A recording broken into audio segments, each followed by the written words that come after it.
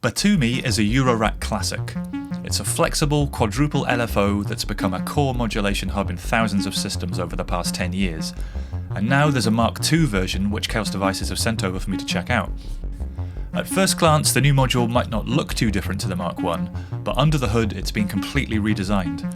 As well as doing just about everything that the original version does, it has some super powerful new features, including a new multiply mode, 2 new random waves, and the ability to run at audio rates with accurate volt per octave tracking, which means you can use it as a VCO. 4 VCOs, in fact.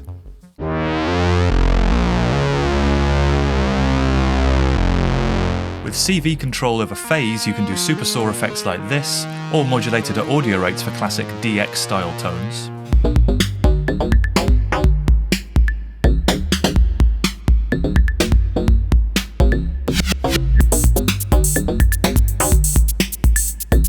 The new multiply mode means you can use it as a mini harmonic oscillator.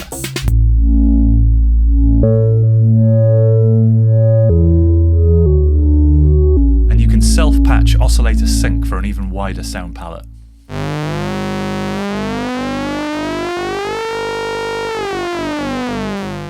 The all-new 4 HP Poti expander makes a lot of this cool stuff possible.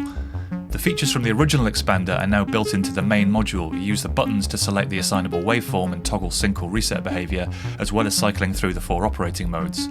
The new expander gives you attenuators for some of the ins and outs, and extra CV inputs which open up a whole world of stuff that the Mark I couldn't do. As a modulation hub at the heart of a patch driving lots of parameters, Batumi is more powerful than ever.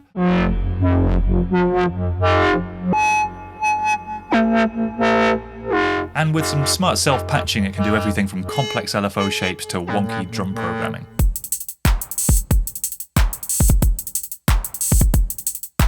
Now, if you want a full rundown of everything Batumi 2 can do, and a really clear explanation of how the various modes work, I highly recommend Monotrail's recent video, which I've linked to in the description.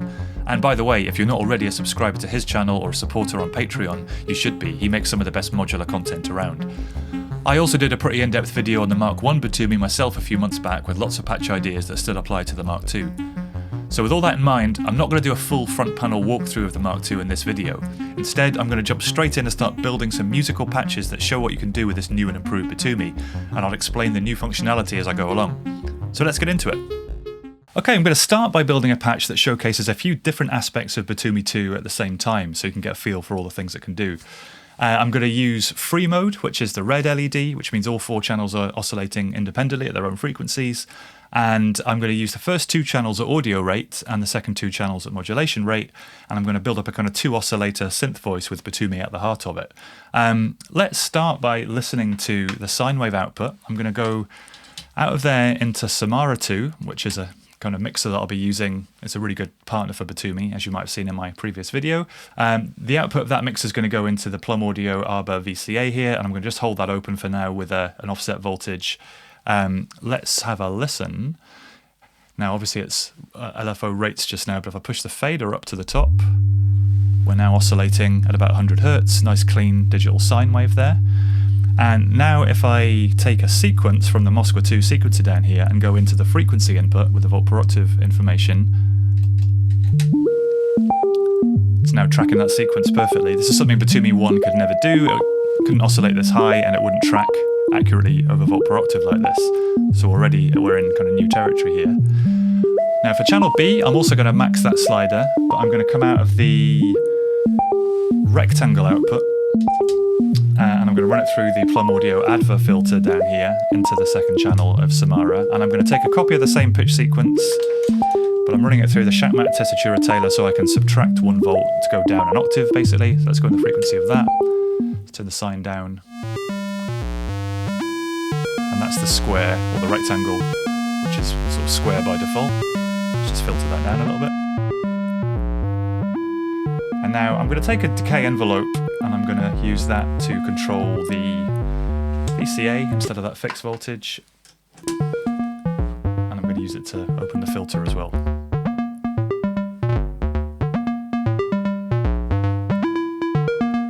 if I bring the sine up as well. So there we've got the beginnings of a quite straightforward voice with a sine and a square sub-oscillator.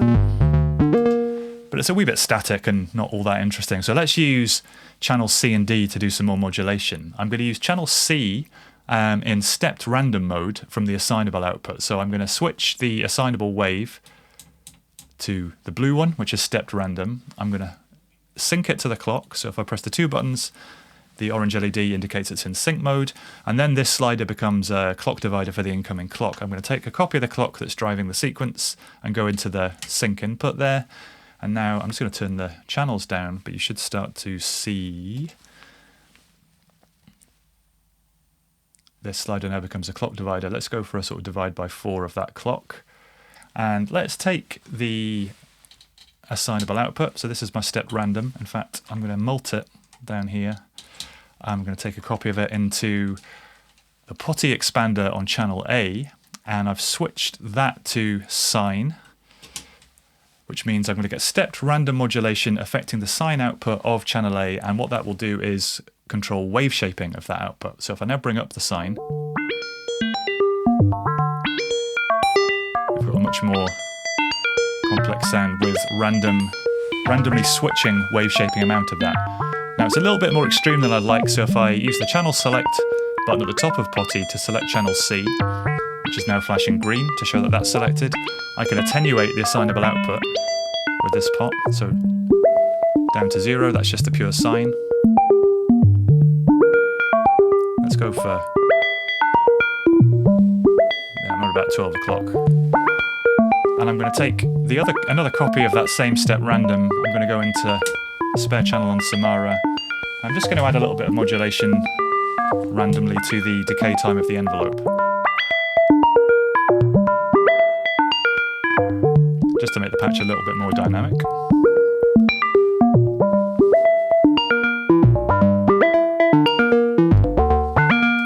Now there's one more thing we can do with channel D. I'm going to take just a kind of slow sine LFO, nothing too fancy, out of that one.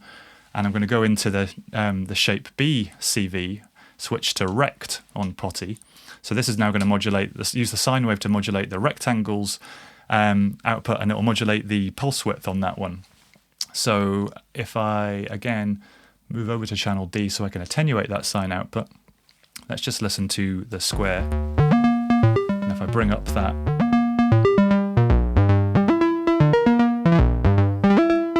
PWM, let's open the filter a bit. It's a bit more obvious if I take the pitch sequence off. You can see on the scope there as well, that PWM happening. Let's go down another octave and I'll bring the sequence back in.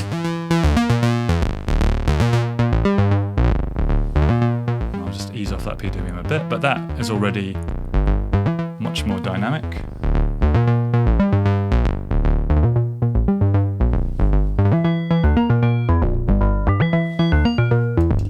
Let's add some drums.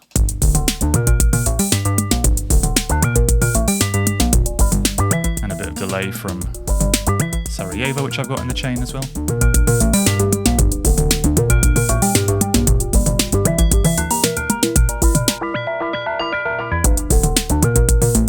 And there you go, a nice, dynamic, quite complex synth voice using Batumi as the oscillator and the modulator.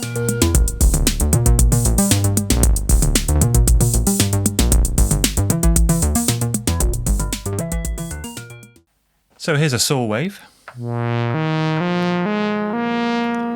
But do you know what's better than a saw wave? 4 saw waves at the same frequency with 3 of them having their phases modulated slowly. Let's have a listen.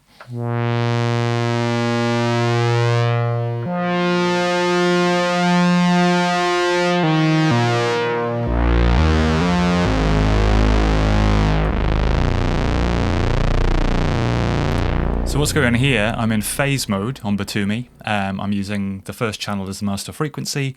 I'm using the saw wave from all 4 assignable outputs mixed through Samara, running through the adver filter and VCA through a big reverb from the MFX. And I'm taking 3 slow unsynced LFOs from stages. They're being attenuated slightly, and then they go into the phase inputs of channels B, C and D, which means that we're getting these really animated quadruple supersaw kind of effect.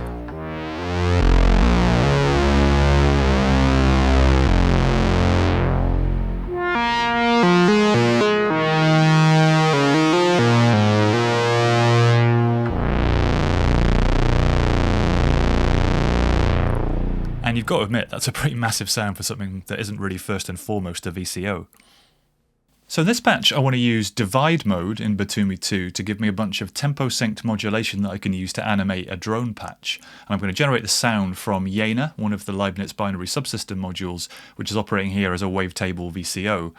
I'm driving the pitch of that from Odessa, just taking a sine wave output of Odessa into Dresno to convert it to digital. That's being used to drive Jena, and then the output of that's coming from the other side of Dresno through a filter, which is wide open at the moment, into my output. And I've just picked one of the waves in bank 3, which sounds like this. Just a fairly kind of harsh sounding buzzy wave from that bank. And yeah, on Batumi I've got channel A set up as the master clock. On channel D here I'm on a divide by 16 and I've set the assignable wave to smooth random. That's the top trace on the scope. So if I go into the shape, this smooth random will now scan through the waves in that table at various different speeds depending on that smooth random, which is pretty cool. Sounds a bit harsh, so I'm going to filter it down. I'm just using the Plum Audio advert off screen. And the channel A sine output is running through the other half of this scope, and I can feed this to modulate the filter. So let's just, this gives me this womp womp kind of filtered effect. And I'm going to take a bit of modulation from channel B. I'm going to take the sine output of that to modulate the folding of the sine on channel A, which is the one that's modulating the filter, if that makes sense. So let's just turn this up and you'll see what I mean.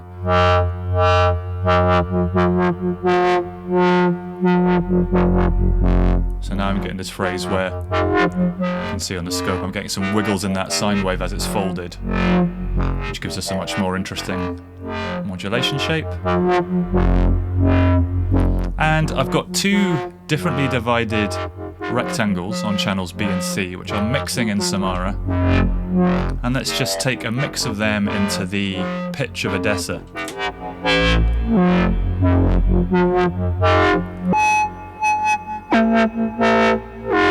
So as these slow divisions overlap and interact and are mixed together,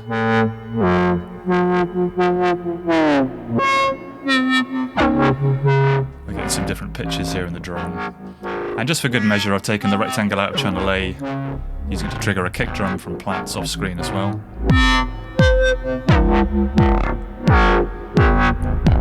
And if we want to go one further, we can use the assignable output from channel C, say, to modulate the frequency of channel A for some even more self-patching. I've set the assignable wave on this one to be a saw, so it'll kind of slow down and speed up.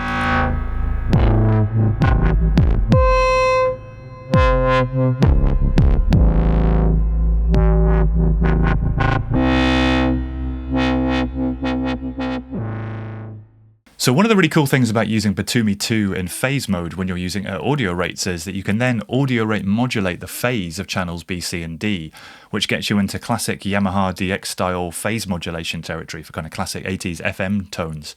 Let's have a listen to the sine wave output of channel B. And I've got Sophia here as my modulating oscillator. I'm just going to take the fundamental output into the phase input. And I've got the attenuator on the Poti expander here, which I can use to bring this in. And as I bring this up,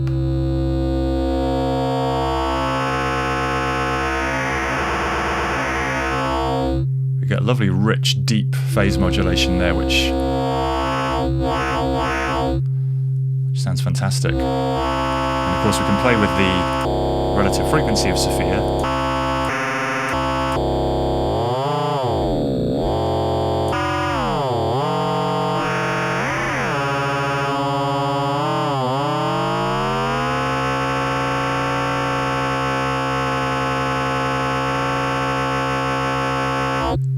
I'm going to leave it dialed into something relatively harmonic sounding, and let's just take that output through a VCA. Let's take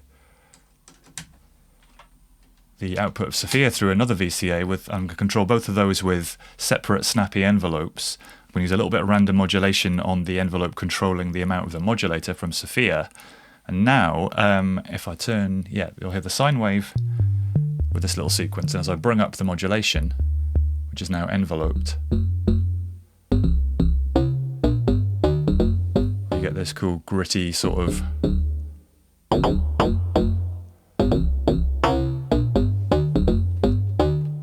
nice kind of techno bass sound. Just crying out for some nice pads.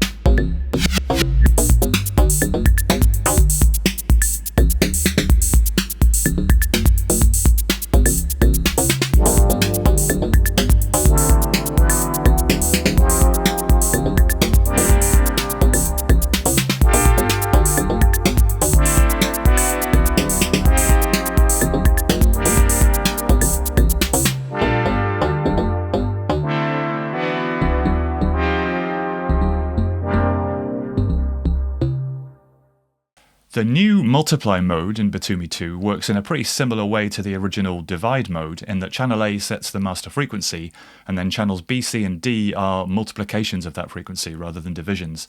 With the sliders at the top, the frequencies are the same, and then as you pull the slider down you go through 2, 3, 4, 5, 8, 16 and 32 times that frequency. That means at audio rates we can use Batumi 2 as a kind of a simple harmonic oscillator. By mixing together the four outputs with these different kind of integer multiples of the main frequency. Let's have a little listen. Here's a sine wave from channel A. I've got the 4 sine outs going into this 4-way VCA, and I've got just fixed offset voltages for the moment to kind of control this mix. So if I bring up channel B, at the moment it's set to the same frequency, so all that's really happening is it's getting a bit louder, but if I pull the slider down, now we're getting a copy an octave up, and you can hear it stepping up. So let's set that one to times 2. Let's bring up the third channel. Let's go for times 4 for that one.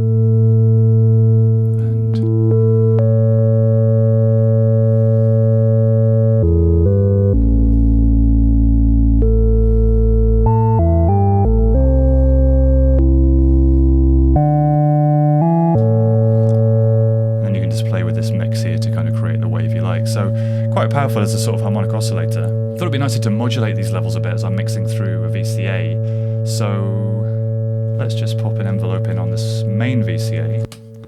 And rather than these fixed offsets for channels B, C and D, I'm going to run some other free running LFOs, which I'm just taking from stages, through Samara for attenuation, and then into the VCA, which means I can now dynamically control that spectrum.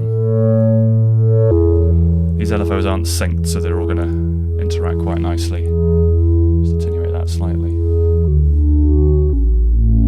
So now we've got a lovely rich harmonic.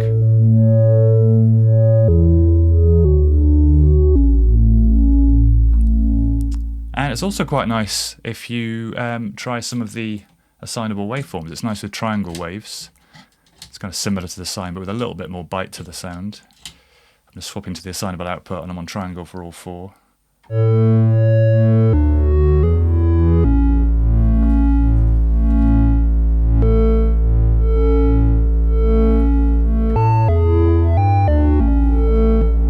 can just play with these.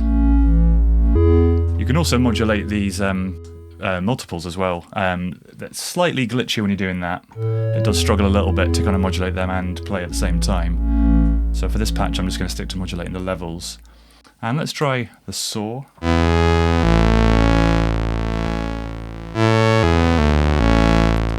versions of Saw sound pretty much the same. The one I actually really like is the trapezoid, which is like a kind of squared off triangle.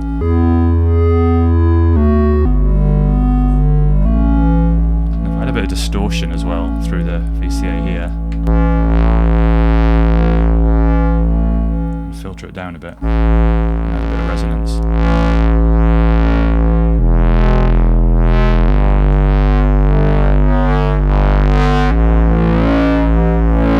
Get this lovely rich tone.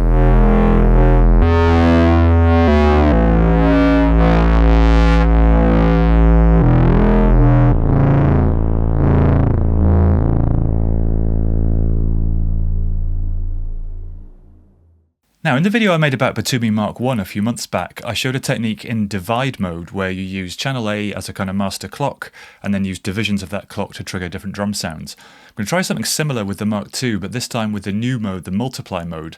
So I'm going to use channel A to be the kind of slowest element of my rhythmic patch, and I'm going to use multiplications of that to trigger other drum sounds. Let's start with a clap sound from channel A. So this is going to be the kind of slowest pace of my patch. I'm just going out the rectangle output. I'm multing it into a switch for something I'm going to do in a minute with some other modulation, and otherwise I'm just triggering this 909 module over here. And let's take the second channel for the kick drum. Now at the moment with the slider at the top it's the same speed as the channel A, but if I pull the fader down, that's now 2 times the speed of channel A, so that gives us a kind of classic kick clap pattern. And I'll take a closed hi-hat from channel C, and let's bring that up to times 8, and that'll give us 16th notes. And then with channel D, I'm going to keep it at times 2 as well, but I'm going to invert it via Samara using the inverting input,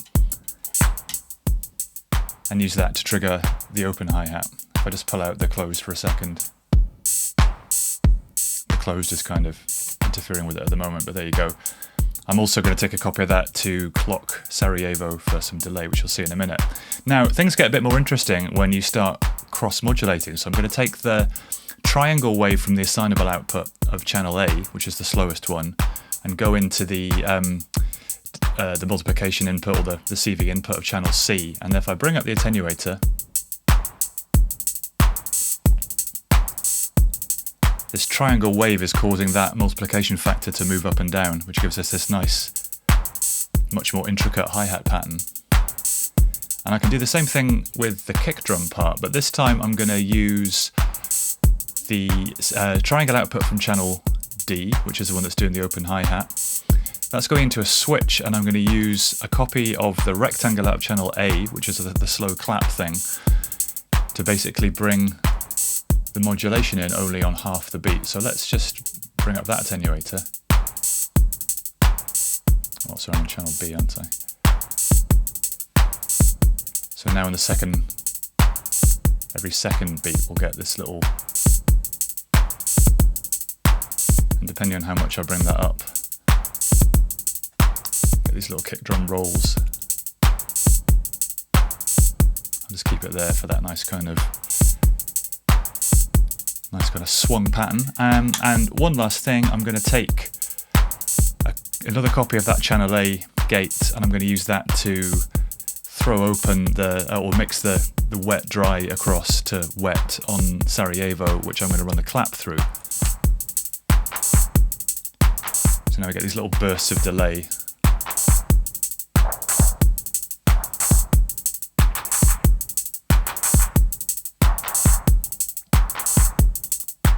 So they have a nice complex little rhythm, all controlled from multiplications of one channel of Batumi with no other clock. So here's another patch using free mode, and I'm going to use Batumi 2 to explore some classic oscillator sync effects using the first 2 channels running at audio rates. Now the way that's going to work is the first channel is going to be the kind of master pitch, and I'm going to use the rectangle output of that to sync the second oscillator, which I'm then going to tune differently to give us this kind of classic oscillator sync sound. Let me show you what I mean. Oscillator B, I'm going to take the saw wave output, which just sounds like this. And at the moment the frequency input for both these channels is being fed by a sequencer which is currently stopped, so they're getting the same pitch in. And I'm mixing the frequency of this saw wave channel with a fixed offset from Samara, which if I turn this up, means I can tune that saw wave manually. And I've also got a slow sine LFO in the mixer as well, so I can sweep the pitch with an LFO. But let's take the rectangle output of channel A and go into the reset input. Now ironically, when you're doing sync effects like this, you don't want to actually be in sync mode, you want to be in reset mode, because you want to use this square to reset the wave on every cycle.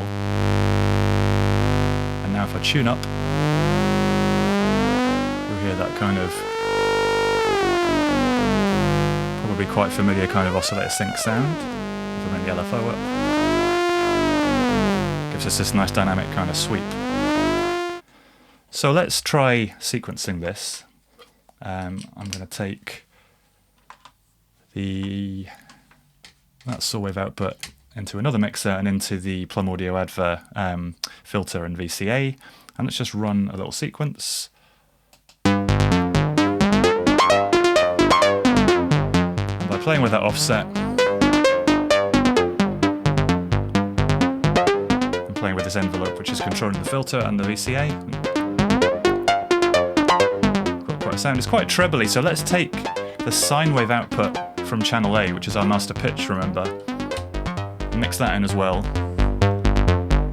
And now, especially if you're on headphones, you'll probably hear, or good speakers, you'll hear that bass fatten out a bit. So that's a great kind of screaming lead. Let's bring a few drums in.